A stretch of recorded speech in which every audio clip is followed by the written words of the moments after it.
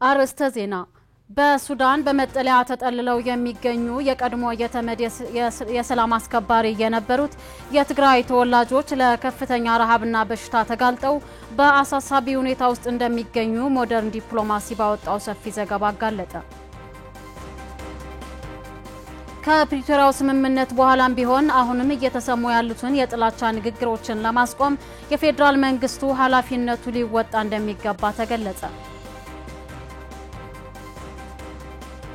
እስራኤል በሶሪያ ዋና መዲና ደማስቆና ሃማ ከተሞች ላይ የአየር ጥቃት መፈጸሟ ገለጸች።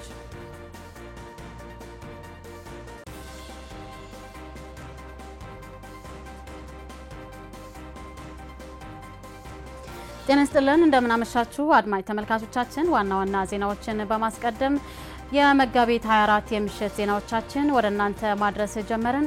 ከጣቢያችን በተጨማሪ በዩቲዩብ እና በፌስቡክ ኦንላይን ላይ እንገኛለን። አሰፉ ብርሃኑ ከመላ የስቱዲዮ ባለሙያዎች ጋር አብረናችሁ ቆይታ እናደርጋለን። ከኛ ጋር ሁኑ። ህገወጥ የወጣቶችን ስደት በማስቀረት ወጣቶች ከጥፋት መታደግ እንደሚገባ ተገለጸ። ራያ ዩኒቨርሲቲ ከትግራይ ወጣቶች ጉዳይ ቢሮ ጋር በመተባበር በደቡብ ትግራይ መሆኒ ከተማ የህገወጥ ስደትና አደጋው ብሎም መፍትሄው በተመለከተ የውይይት መድረክ ተካሂዷል። መድረኩ ህገወጥ ስደት ያስከተለ ያለውን ማህበራዊ፣ ኢኮኖሚያዊና ፖለቲካዊ ቀውስ ለማስቀረት በሚቻልበት ጉዳይ ላይ ያተኮረ መሆኑም ተገልጿል። በመድረኩ ህገወጥ ስደትን ለመከላከል የወጣቶች ተጠያቂነት በማረጋገጥ ላይ ትኩረት ተደርጎ መስራት እንደሚገባም ተገልጿል። መድረኩ በንግግር የከፈቱት የደቡብ ትግራይ ዋና አስተዳደር አቶ ሀፍቱ ኪሮስ እየተባባሰ ያለውን ህገወጥ የወጣቶች ስደት መንስኤው በሚገባ በመለየት የተለየ ትኩረት ሰጥቶ በቅንጅት መስራት እንደሚገባ ተናግረዋል። ህገወጥ ስደቱ በማህበረሰቡ ዘንድ እያስከተለ ያለውን ቀውስ ከባድ ነው ያሉት ዋና አስተዳዳሪው የወጣቶችን ተጠቃሚነት በማረጋገጥ ችግሩን መግታት እንደሚቻልና ለዚህም የጋራ ጥረት እንደሚጠይቅም ገልጸዋል። በመድረኩ ህገወጥ የወጣቶችን ስደት መንስኤውና መከላከያው መንገዶቹ በተመለከተ የተለያዩ ጽናታዊ ጽሁፎችም ቀርበው ተወያይተውባቸዋል። በምክክር መድረኩ የክልል የዞንና የወረዳ አመራሮች፣ የራያ ዩኒቨርሲቲ አመራሮች፣ የሃይማኖት መሪዎች፣ የማህበረሰቡ ተወካዮች፣ ወጣቶችና የፍትህ አካላት እንዲሁም ሌሎች የሚመለከታቸው ባለድርሻ አካላት ተገኝተዋል ሲል የዘገበው ባልደረባችን ሰለሞን ግርማይ ነው።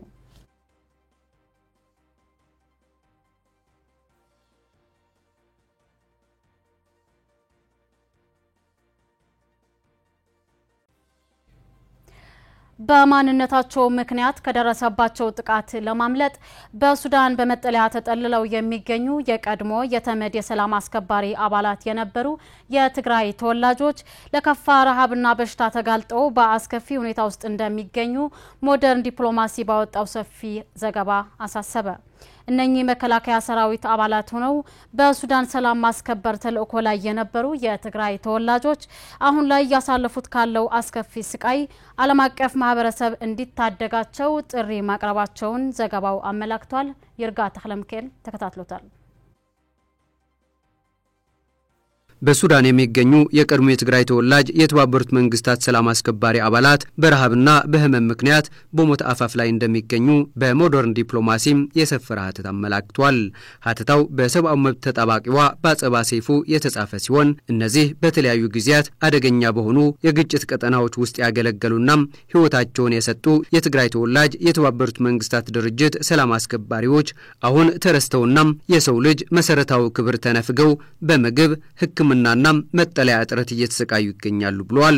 እነዚህ ለሰላም ሲሉ ህይወታቸውን የሰጡ የትግራይ ተወላጆች በአሁኑ ወቅት በምስራቅ ሱዳን እጅግ አደገኛ በሆነ በረሃ ላይ ይገኛሉ ያለው ሞደርን ዲፕሎማሲም የኢትዮጵያ መንግስትም የሚገባቸውን ክብር ሰጥቶ ወደ ሀገራቸው እንዲመለሱ ከማድረግ ይልቅ በማንነታቸው ብቻም በወንጀል በመፈረጅ የዓለም ማህበረሰብ እንዲረሳቸው አድርጓል ብለዋል።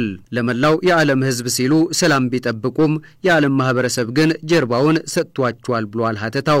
ሰላም አስከባሪዎቹ በምስራቅ ሱዳን በረሃ ኡሙጉርጉር የስደተኞች መጠለያ ውስጥ ሆነው ቢጮሁም የሚሰማቸውን አጥተዋል። ሲቀርብላቸው የነበረ ምግብ ለወራት ተቋርጧል። ምግብ ፍለጋ በረሃ ለበረሃም እየተንከራተቱ ይገኛሉ ብሏል። ያጋጠማቸው ያለው ቀውስ በጦርነት ምክንያት የተከሰተ ሳይሆን ሆን ተብሎ የመተውና ችግራቸው የመደበቅ አሳዛኝ ክስተት ነው። ያገለገሏትን ዓለም ረስታቸዋለች ብሏል ዘገባው። በባጸባ ሰይፉ የተጻፈው ከሰላም ጠባቂዎች እስከ ረሃብተኛ ስደተኞች የሚል ርዕስ የተሰጠው ጽሑፍ እነዚህ ተራ ስደተኞች አይደሉም፣ በከፍተኛ ሁኔታ የሰለጠኑም በአንድ ወቅትም የዓለም መረጋጋትን በማስጠበቅ ረገድ ወሳኝ ሚና የነበራቸውና ትልቅ ክብር የሚገባቸው ናቸው ብሏል። በትግራይ ህዝብ ላይ የዘር ማጥፋት ጦርነት ሲቀሰቀስ በማንነታቸው ብቻ የተወነጀሉም እነዚህ ሰላም በማስከበር ላይ የነበሩ የትግራይ ተወላጆች የተባበሩት መንግስታት ሰራተኞች እንደመሆናቸው ዓለም አቀፍ ህግ እንደሚጠብቃቸው በመተማመን ወደ ሱዳን መሻገርን ቢመርጡም እንደጠበቁት አልሆነላቸውም ብሏል ዘገባው። በወቅቱ ቁጥራቸው 650 ይደርሱ ነበር ያለው ዘገባው በሱዳን ገዳሪፍ አቅራቢያም በመትገኘው ኡሙጉርጉር በተባለችው የስደተኞች ካምፕ ጊዜያዊ መጠለያ ተሰጥቷቸው ይኖሩ ነበር። አሁን ግን ቁጥራቸው ወደ 150 ወርዶ ይገኛል ያለ ሲሆን የዚህ ምክንያትም በረሃብና በህመም እየሞቱና ለምግብ ፍለጋም በመበታተናቸው ነው ብሏል።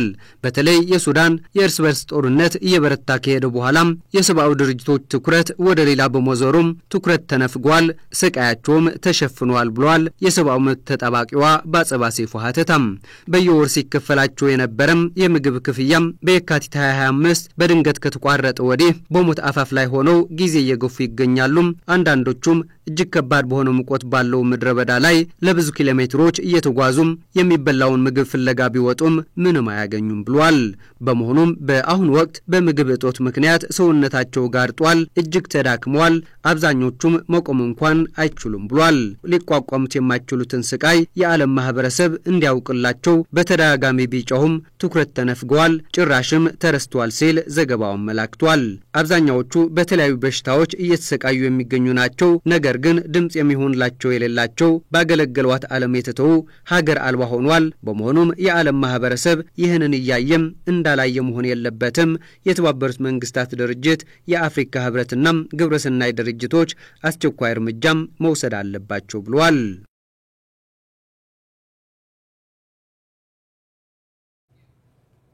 የኢትዮጵያ ምርት ገበያ በመቀለ ከተማ አዲስ ቅርንጫፍ ከፍቶ ስራ መጀመሩን አስታወቀ። ይህ የተገለጸው የትግራይ እርሻና ተፈጥሮ ሀብት ቢሮ የእርሻ ምርት ማጠናከርና በገበያ ትስስር ላይ አትኩሮ ከሚመለከታቸው ባለድርሻ አካላት ጋር በመቀለ ከተማ ባካሄደው የውይይት መድረክ ላይ ነው። በመድረኩ የመክፈቻ ንግግር ያደረጉት የትግራይ እርሻና ተፈጥሮ ሀብት ቢሮ ኃላፊ ዶክተር ኢያሱ አብርሃ እርሻ የህልውና ጉዳይ መሆኑን በማንሳት በዘርፉ የሚታዩ መሻሻሎች ቢኖርም የነዳጅ የኬሚካልና የምርጥ ዘር አቅርቦት እጥረቶች ግን አሁንም የዘርፉ ተግዳሮቶች እንደሆኑም ገልጸዋል። በመድረኩ ተገኝተው የኢትዮጵያ ምርት ገበያ በመቀለ ከተማ አዲስ ቅርንጫፍ ከፍቶ ስራ መጀመሩን ያበሰሩት የቅርንጫፍ ስራ አስኪያጅ አቶ ክብሮም ጸጋይ የኢትዮጵያ ምርት ገበያ በመቀለ ከተማ አዲስ ቅርንጫፍ ከፍቶ ስራ መጀመር መቻሉን አርሶ አደሮችና ኢንቨስተሮች ገበያ በቅርበት እንዲያገኙ ያስችላል ብለዋል። አንጻራዊ ሰላም በሰፈነበት በዚህ ወቅት የትግራይ ጊዜያዊ አስተዳደር በሚያስተዳድራቸው የትግራይ መሬት የሚገኙ ኢንቨስተሮችና ምርቶች የገበያ ትስስር ችግር እያጋጠማቸው መምጣቱን የተገለጸ ሲሆን የኢትዮጵያ ምርት ገበያ በመቀለ ከተማ አዲስ ቅርንጫፍ ከፍቶ ስራ መጀመር መቻሉ አዲስ አበባ ድረስ ይሄዱ የነበሩ ኢንቨስተሮችና ማህበራት በአካባቢያቸው ገበያ እንዲያገኙ የሚያስችል መሆኑን ነው የገለጹት። በእርሻ ኢንቨስትመንት የተሰማሩ አካላት በበኩላቸው ሀብት ንብረታቸው በጦርነቱ መውደሙን ጠቁመው የትግራይ እርሻ ምርታማነት ለማሳደግ መጀመሪያ በፕሪቶሪያው ስምምነት መሰረት በወራሪዎች እጅ የሚገኘው የትግራይ መሬትና ተፈናቃዮችን መመለስ ያስፈልጋል ብለዋል ሲል የዘገበው ባልደረባችን ገብሩ ተክላይ ነው።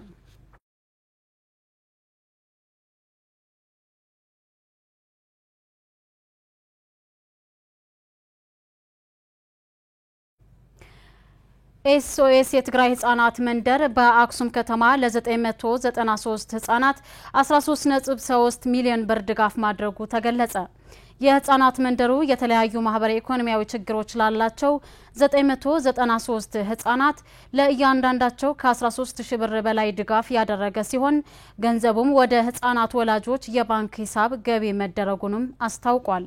ኤስኦኤስ የትግራይ ህፃናት መንደር በትምህርትና በጤና መልሶ ግንባታ ላይ እንዲሁም ጾታዊ ጥቃት በደረሰባቸው ሴቶችን ጨምሮ የተለያዩ ማህበራዊ ኢኮኖሚያዊ ችግሮች ያጋጠማቸው ሴቶችን ድጋፍ እየሰጠ እንደሚገኝም ተገልጿል። የትግራይ ጦርነት በርካታ ህፃናት ያላሳደጊ አስቀርቷል። እነዚህንና ሌሎች ተስፋ ያጡ ህፃናትን በመደገፍ ለቁም ነገር በማድረስ ነገን ማሳመር እንደሚገባም ተጠቁሟል። ዘገባው የባልደረባችን ሀጎስ ተክላይ ነው።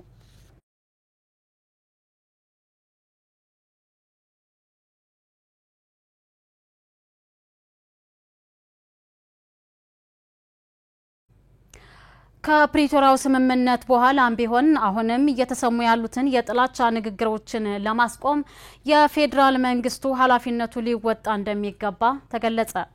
በተለያዩ ማህበራዊ ሚዲያዎች እየተሰራጩ ያሉትን የሐሰት ትርክቶችም ሰላም ለማስፈን እየተደረገ ባለው ጥረት አደናቃፊ በመሆናቸው ሁሉም አካል በትኩረት ሊሰራባቸው እንደሚገባም ተገልጿል። ተጨማሪ ያለን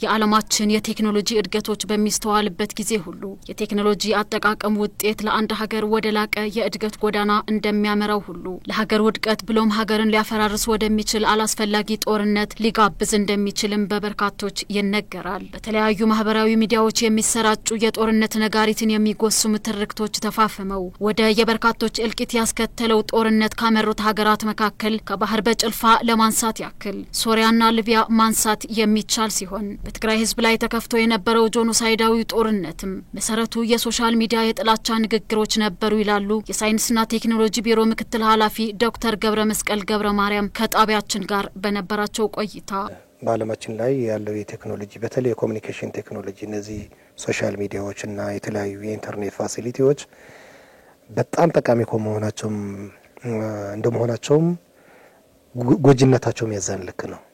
በተለይ ለደሃ ሀገራት ማለት ነው እንደ ኢትዮጵያ ለመሰሉ ደሃ ሀገራት የሚያመጡት ጉዳት በጣም አደገኛ ነው የሚሆነው። ለምሳሌ የፈረሱ ሀገራትን መውሰድ እንችላለን። ሶሪያን መውሰድ እንችላለን። በሶሻል ሚዲያ ነው ጦርነት የተቀሰቀሰው። ግብጽን መውሰድ እንችላለን። ግብጽ ያለችበት ሁኔታ አሁንና ድሮ የነበረችበት የተለያየ ነው። ያንን የተለየ ሁኔታን የፈጠረው ሶሻል ሚዲያ ነው። ጀስት ፌስቡክ ተጠቅሞ ነው እንትን ያደረጉት አመጹን የተቀሰቀሰው። ሌላም ሊቢያን ማየት እንችላለን። ሊቢያንም እንደዚህ ያፈረሳት ሶሻል ሚዲያ ነው። ስለዚህ ይሄን የውጭ ሀገሮች ከተሞክሮ ካየን በኋላ የኢትዮጵያ በመናይበት ጊዜ ደግሞ በትግራይ ላይ የተፈጸመው ጄኖሳይድ ማህበረሰቡም የጥላቻ ንግግሮችን በማራገብና የጥላቻ ንግግሮችን በመፍጠር ከጥላቻ ንግግሮች ተነስተ ደግሞ በማህበረሰቡ ላይ አደጋ በመፍጠር በጣም ትልቅ ተሳታፊነት ነበረው። የህዝብን ጥቅም ከማስቀደም ብሎም በሀገሪቱ የተረጋጋ ሰላም እንዲሰፍን ከመስራት ይልቅ የግልን ጥቅም በማስቀደም በተለያዩ ማህበራዊ ሚዲያዎች የህዝብ ለህዝብ ቁርሾ የሚያስቀጥሉ መረጃዎች የሚያሰራጩ አካላት ላይ ህጋዊ እርምጃ ለመውሰድ የፌደራል መንግስቱ ሊታትር ይገባል የሚል ሐሳብም አጋርተውናል። ስንት ሰው ገድሎ ስንት ሰው ነው ያለቀው? በሚሊዮን የሚቆጠር ያንን ኪሳራ እንደገና ተመልሰን ሀገሪቱ የምትቋቋምበት እንትን አይደለም። ስለዚህ ጦርነት ከመወሰን የጥላቻ ንግግሮች ከማድረግ ሰዎችን አለያይቶ ለማባላት ከመሞከር የፌደራል መንግስት ይህንን ነገር በማርገብ ትልቅ ኃላፊነት አለበት። ነጋዴዎች አሉ፣ የጦርነት ነጋዴዎች አሉ። ለምሳሌ ሚሊዮነሮች የሆኑ የሶሻል ሚዲያ ዩቲዩብ እና የተለያዩ ተጠቃሚዎች አሉ። እነዚህ ገንዘባቸው ነው የሚፈልጉት እንጂ አንፎርቹኔትሊ የማህበረሰቡን መኖርና ለመኖር አይደለም። ኢትዮጵያ መኖርና ለመኖር አይደለም። ግልኝነት በጣም በዝተዋል። ለመንግስት ግን ምንድነው ማድረግ ያለበት? ሶሉሽን ማምጣት ያለበት በንግግር ነገሮች በንግግር የሚፈቱበትን መንገድ መፍጠር፣ ከሴራዎች መውጣት።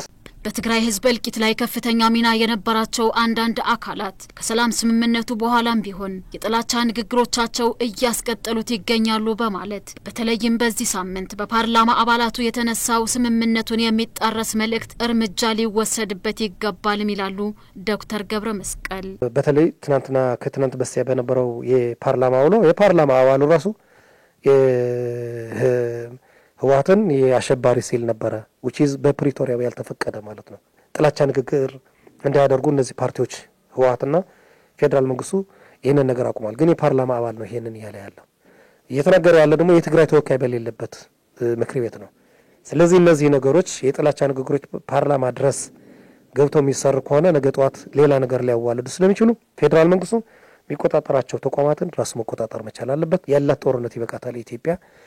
እኛ ደግሞ ያለንን ችግር ይበቃናል። በአንድ ሀገር ህዝቦች ላይ መቃቃርን የሚፈጥሩ የሶሻል ሚዲያ የሐሰት መረጃዎች ለማስቀረት ሁሉም ማህበረሰብ ሊታገለው የሚገባ አደገኛ ሂደት ነው ሲሉም አንስተዋል። በትግራይ ማህበረሰብና በሌላው የኢትዮጵያ ማህበረሰብ ውስጥ ያለው አሁን ክፍተት የተፈጠረው በሶሻል ሚዲያና በጥላቻ ንግግሮች ናቸው። ማህበረሰቡ እነዚህ ነገሮች ላይ መጠንቀቅ መቻል አለበት።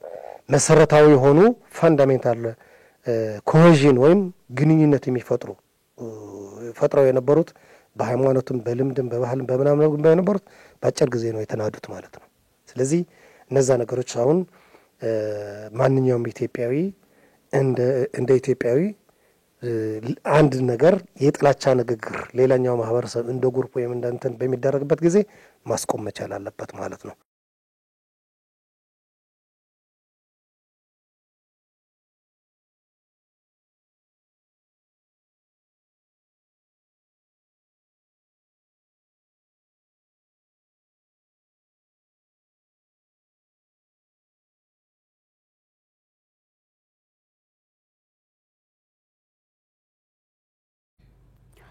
በጦርነቱ ሳቢያ ለአርሶ አደሩ ድጋፍ ሲያደርጉ የነበሩ ማሰልጠኛ ተቋማት በመውደማቸው ምክንያት ተገቢውን ድጋፍና ክትትል ማድረግ እንዳይቻል አድርጎታል ሲሉ ጣቢያችን ያነጋገራቸው የትግራይ ደቡብ ምስራቅ ዞን የግብርና ዘርፍ ኃላፊ አቶ መብራቱ አበበ ገለጹ። በተለይ ከጦርነቱ በኋላ በሰፊው እየተስተዋለ ያለውን ስራ አጥነት ለመቀነስ ወጣቶች ተደራጅተው ወደ ግብርና ስራው ለመግባት ያለውን ሰፊ ፍላጎት ለማስተናገድ የግብርና ሚኒስቴር ድጋፍ ወሳኝ ነው ብለዋል። ዘውድ አለማየሁ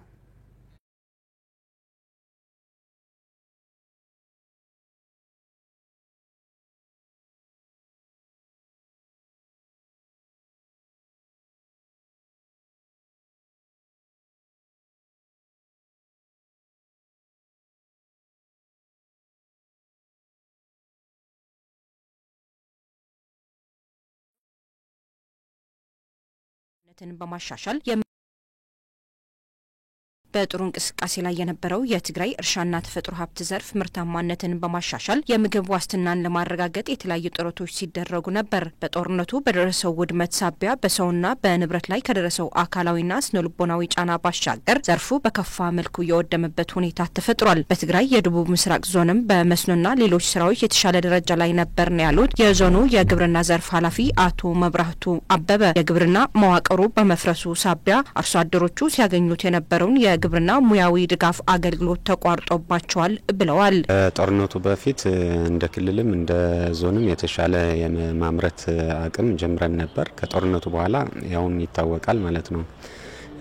አርሶ አደሩ በጦርነቱ ምክንያት የተለያየ ጉዳት ደርሶበታል። አጠቃላይ የግብርና መዋቅሩ ከግብርና ማሰልጠኛ ጣቢያዎች ጀምሮ እስከ ወረዳ የነበረውን የግብርና ድጋፍ አገልግሎት በጦርነቱ ምክንያት የተቋረጠበት ሁኔታ ነው የነበረው ያለፈው ለታም። ጦርነቱ በፈጠረው ቀውስ ሳቢያ በርካታ ወጣቶች አካላዊና ስነልቦናዊ ጉዳት ደርሶባቸዋል ያሉት አቶ መብራቱ ወጣቶችን በማደራጀት ወደ ግብርና ልማት እንዲሰማሩ ለማድረግ ስራዎች እየተሰሩ ነው ብለዋል። ይሁን እንጂ ባለው የነዳጅ አቅርቦት እጦት ሳቢያ የለማውን ምርት እየተበላሸና እየደረቀ ነው ሲሉም ተናግረዋል። በጦርነቱ ምክንያት ብዙ ወጣት የአካል ጉዳተኛ የሆነበት ሁኔታ አለ።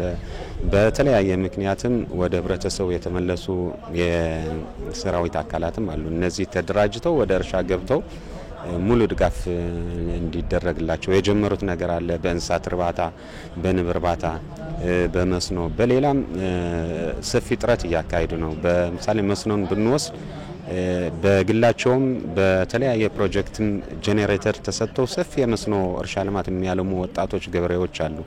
አሁን ካለው ሁኔታ የነዳጅ አቅርቦት የለም። ስለዚህ የለማውን የመስኖ አዝርዕት ወይም አትክልት በመድረቅ በመቃጠል ላይ ነው። ከሰላም ስምምነቱ በኋላ የተጀመሩ ጅምር ስራዎች ተስፋ ሰጪ ናቸው ያሉት አቶ መብራቱ አርሶ አደሩ የሚጠይቃቸውን የግብርና ግብአቶችን ለማቅረብ የሚመለከተው አካል በትኩረት ሊሰራ ይገባል ብለዋል። ጅማሮ ነው እንጂ ገበሬ የሚፈልገውን ምርጥ ዘር፣ ኬሚካል፣ የእርሻ መሳሪያዎች ሁሉም በተሟላ ደረጃ ቀርበዋል ማለት አይቻልም። በዚህ መንግስት ገበሬውን እንዲያለማ ሙሉ ለሙሉ የነዳጅ አቅርቦቱም ሳፖርት እንዲያደርግ በተለይ ኬሚካል፣ ምርጥ ዘር፣ ማዳበሪያ ከሜካናይዜሽን ጋር ተያይዞ እድል አለ። አሁን ፍላጎት አለ። ብዙ ወጣት ተደራጅቶ ትራክተር በብድር መውሰድ ፍላጎት አለ። ስለዚህ ከፌደራልም ከክልልም የሚቀርቡ ትራክተሮችም ለወጣቱም ወይም ለገበሬም በብድር ለረጅም ብድር አገልግሎት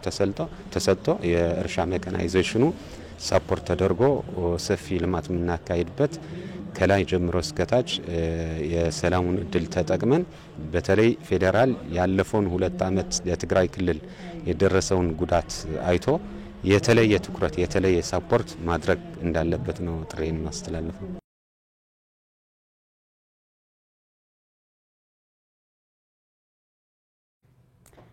በጦርነቱ ሳቢያ በትግራይ የነበረው የምርት መጠን ከ22 ሚሊዮን ወደ 5 ሚሊዮን ኩንታል ማሽቆልቆሉን የትግራይ እርሻና ተፈጥሮ ሀብት ቢሮ ምክትል ኃላፊ አቶ አበራ ከደነው ገለጹ። ምርቱ ወደ በፊቱ ለመመለስም ቢሮው ከድህረ ጦርነቱ በኋላ አዲስ ስትራቴጂ ነድፎ በመንቀሳቀስ ባለፈው ዓመት የምርቱን መጠን ከፍ እንዲል አድርጎታል ሲሉም ተናግረዋል። አሁንም ዘውድ አለማየሁ የእርሻ ዘርፉን ለማዘመንና ምርትና ምርታማነትን ለማሳደግ በግንባር ቀደምትነት የሚጠቀሰው አርሶ አደሩ ነው። በተለይ እንደ ሀገራችን አይነት ግብርና መር ኢኮኖሚ የምትከተል ሀገር አርሶ አደሩ ላይ የተለየ ትኩረት ሊሰጥ እንደሚገባ ይገለጻል። ምርታማነቱ ላይ ትልቅ ፈተና ያስከተለው ጦርነት በሰውና በንብረት ከባድ ጉዳት አስከትሏል። ጦርነቱ በትግራይ ግብርና ላይ ያስከተለው አሉታዊ ጫና መሰረት በማድረግም በትግራይ እርሻና ተፈጥሮ ሀብት ቢሮ ምክትል ኃላፊ አቶ አበራ ከድነው የጉዳቱን ስፋት እንዲህ ያስረዳሉ። ወደ 1.9 ሚሊዮን በሬ ነው በትግራይ የነበረን ማለት ነው በቁጥር ማለት አሁን ወደ ምን ወደ 250 ሺህ ዘካይ ደርሷል። ምን ያህል አሁን አብዛኛው አርሶ አደር ያው እንግዲህ በበሬ ነው የሚያርሰው እና ይህን ያጣ ነው። ሌላ ነገሩ ማቴሪያሉ፣ ወፈሩ፣ ቀንበሩ፣ እህሉ፣ ዘሩ ብዙ ነገር ነው የታጣው። ከጦርነቱ በፊት በትግራይ የተሻለ ምርት ነበር ያሉት አቶ አበራ ከደነው ከጦርነቱ ማግስት ግን በዘርፉ በደረሰው ውድመትና በነበረው ድርቅ ምክንያት በአመት ሲገኝ ከነበረው ምርት በእጅጉ ማሽቆልቆሉን ገልጸዋል። የታች አምና የነበረው እሱ የፈጠረው እሱ ጋር ተያይዞ ድርቅም ተጨመረበት ከ22 ሚሊዮን አካባቢ ነው በአመት ብናመርተው የነበር ነው ማለት 2012 መነሻ አድርገን ወደ 22 ሚሊዮን ኩንታል እናገኝ ነበር። አምና 5 ነው ወረደ ከ22 ወደ 5 ሚሊዮን ነው ወረደ እና እሱ ምንድነው የፈጠረው ድርቁ አንድ ነገር አለ፣ ጊዜውን ያልጠበቀ ዝናብ አለ። በትልቁ ግን ጦርነቱ የፈጠረው ችግር ነው። እንደ ቢሮ ከድህረ ጦርነቱ በኋላ አዲስ እቅድና ስትራቴጂዎችን ተከትለናል ያሉት አቶ አበራ ከደነው በተለይ አርሶ አደሩ የነበረው ወኔም ታክሎበት የተሻለ ውጤት ማስገኘቱን ገልጸዋል። አሁንም እንደ ትልቅ ችግር ሆኖ የቀጠለው የገበያ ትስስር አለመኖሩንም ጠቁመዋል። ጦርነት ጋር ነበር እንግዲህ ያው ጦርነት ጎድቶናል። ስለጎዳ መጀመሪያ ምንድነው ስትራቴጂ ነው ያወጣው እቅድ ነው ያስተካከል ነው። ከጦርነቱ እንዴት አድርገን መውጣት አለበት፣ እርሻ ያጣውን እንዴት ማግኘት አለበት የሚል እቅዶች አውጥተን ነው ማለት እሱን የሚመጥን ማለት ጦርነቱ የሚመጥን እቅድ አውጥተን የተለያየ እቅዶች የኢመርጀንሲ አለ፣ ሪኮንስትራክሽን፣ ሪሃቢሊቴሽን የተለያዩ እቅዶች ነው ያወጣነው። እነዚህ አዘጋጅተን ገባን። ያው አርሶ አደራችንም ጦርነቱ ጋር የነበረ አይመስልም አርሶ አደር የሚገርምሽ ማለት አሁን አንዱ የሚገርመው ነገር ለየት ያለው መልኩ ምናየዋለን። እኛም አርሶ አደራችን በሚገባ መደገፍ የሚገባን መስኖ ላይ አሁን መስኖ በተሻለ መልኩ ነው አርሶ አደር ገብቶ ያለው። ግብአት አወሳሰዱ የተሻለ አሁን ዘንድሮ አመት ስንመጣ ወደ 130 ሺህ ኩንታል ለመስኖ ተወስዷል። እንዲህ በትግራይ ታሪክ ለመስኖ ይሄን ያህል ተወስዷል። በሰብል ልማት ስንመጣም 5 ሚሊዮን ነበር፣ ዘንድሮ የተሻለ አግኝተናል። ወደ 12.9 ወደ 13 ሚሊዮን ከ5 ወደ 13 መጥተናል። አቶ አበራ አክሎም ከድህረ ጦርነቱ በኋላ የተጀመሩ ስራዎች እያስገኙት ያለው ውጤት ከእርሻ ሚኒስቴር ጋር ተባብሮ ስለተሰራ ነው ብለዋል። ይሁን እንጂ ካለው ሰፊ ክፍተት አኳያ የፌደራል ግብርና ሚኒስቴር ድጋፍ አጠናክሮ ሊቀጥልበት እንደሚገባም ጠይቀዋል። ግብርና ሚኒስቴር ነው ቅድሚያ መምጣት ያለበት ማለት ማመስገን አለብን። ስለደገፈን ነው ስላገዘን ነው አይዟችሁ ስላለን በማቴሪያል አገዘን። መኪናኮ እያንዳንዱ ወረዳኮ አንዳንድ መኪና ተሰጥቷታል። ይሄ ትልቅ ድጋፍ ነው። ለምን አርሶ አደር ልትደርስ ከሆነ አሁን ግን ብዙ ችግሮች አሉ። ስለዚህ እንደ ፌደራል አሁንም ድጋፉን አጠናክሮ መሄድ እንዳለበት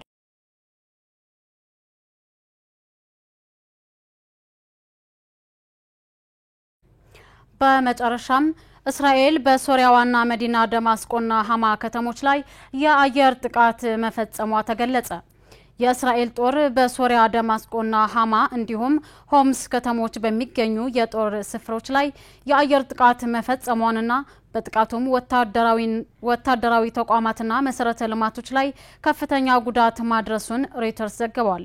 በትናንትናው ዕለት በተፈጸመው ጥቃት በሐማ የሚገኘው ወታደራዊ አየር ማረፊያ ሙሉ በሙሉ መውደሙን የዘገበው ሮይተርስ በርካታ ሰላማዊያን ሰዎችና የወታደር አባላት ስለመገደላቸውም የሶሪያ ውጭ ጉዳይ ሚኒስቴር መግለጹን አመላክቷል። የእስራኤል ጦር በደቡብ ሶሪያ ታሲል ግዛት ላይ በተፈጸመው ጥቃት በበኩሉ በርካታ ታጣቂዎች መግደሉን ገልጿል። ከበሽር አልአሳድ አገዛዝ መውደቅ በኋላ እስራኤል በሶሪያ ላይ ተደጋጋሚ የአየር ጥቃቶች መፈጸሟንና ከፍተኛ ጉዳት ማድረሷን የዘገበው ሮይተርስ እስራኤል በደቡባዊ ሶሪያ አካባቢ የሚያሰጋት የታጣቂዎች እንቅስቃሴ እንዲኖር እንደማትፈቅድና እንደማትታገስ በዘገባው ጠቁሟል። ሚድል ኢስት ሞተር በተበሰኘው የእስራኤል የአየር ኃይል በሶሪያ ደማስቆና ሐማ ከተሞች ላይ በትናንትናው ዕለት 11 ጊዜ የአየር ጥቃት መፈጸሙን በመግለጽ በደማስቆ በሚገኘው የሳይንስና ምርምር ማዕከልና የመኖሪያ ህንጻዎች ላይ ኢላማ ማድረጉም ተዘግቧል።